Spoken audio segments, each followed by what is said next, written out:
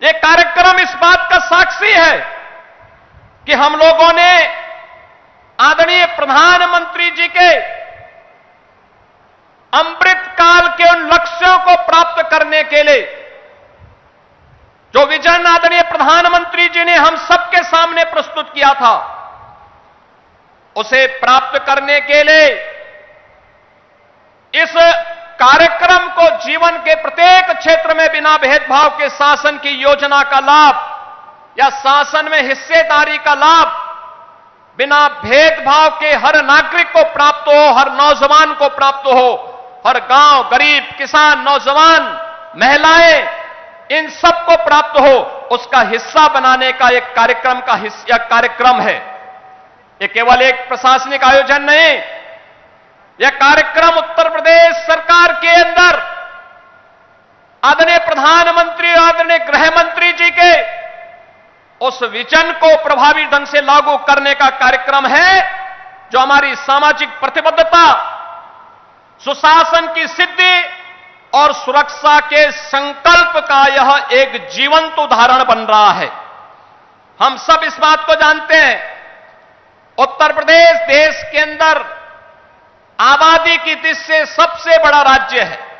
सबसे बड़ा राज्य है तो चुनौतियां भी हमारे सामने उतनी ही प्रभावी हैं, उतनी ही ज्यादा थी।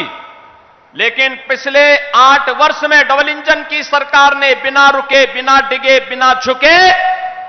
उत्तर प्रदेश के इन कार्यक्रमों को उत्तर प्रदेश में दंगा मुक्त, भय मुक्त वातावरण देकर के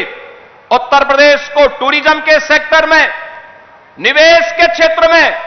एक बेहतरीन डेस्टिनेशन के रूप में स्थापित करने का जो कार्य किया, उत्तर प्रदेश के परसेप्शन को बदलने का जो कार्य किया, आज जो परिणाम हम सबके सामने है। और इसी के लिए आदरणीय प्रधानमंत्री जी ने कहा था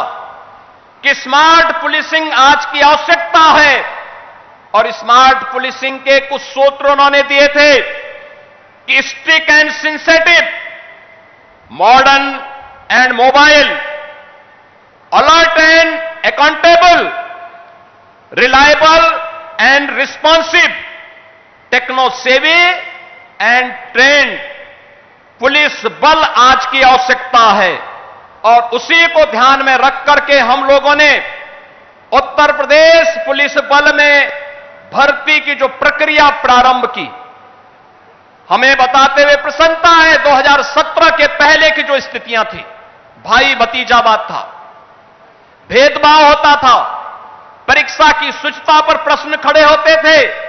पैसा दे बगैर किसी का सिलेक्शन ईमानदारी के साथ नहीं हो सकता था। लेकिन आज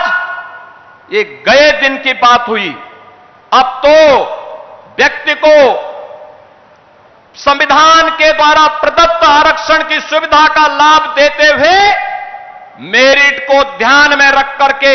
इस प्रक्रिया को पूरी पारदर्शी तरीके से संपन्न करने का कार्य आज प्रदेश के अंदर हो रहा है।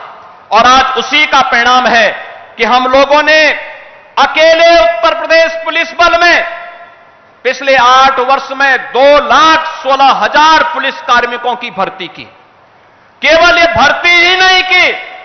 बल्कि उसको मॉडर्न पुलिस बनाने की दिशा में भी कार्य प्रारंभ किए, रिफॉर्म हुए।